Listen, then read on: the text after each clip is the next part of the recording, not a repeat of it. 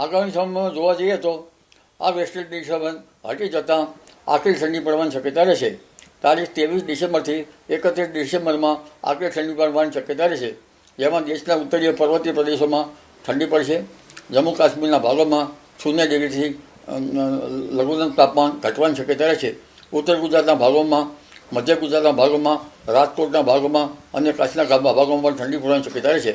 ઉત્તર ગુજરાતના ભાગોમાં લઘુત્તમ તાપમાન 13 ડિગ્રી આસપાસ અને ક્યારેક 10 ડિગ્રી સેલ્સિયસ કે તેથી નીચું જવાની શક્યતા રહેશે.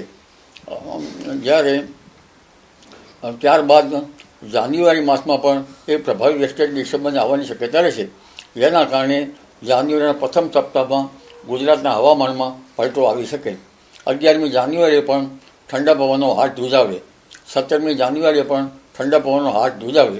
એટલે આ વખતે જાન્યુઆરી માસ ઠંડો રહેવાની શક્યતા રહેશે. ફેબ્રુઆરી, માર્ચ અને એપ્રિલમાં કંઈક અંશે માવઠા થવાની શક્યતા રહેશે.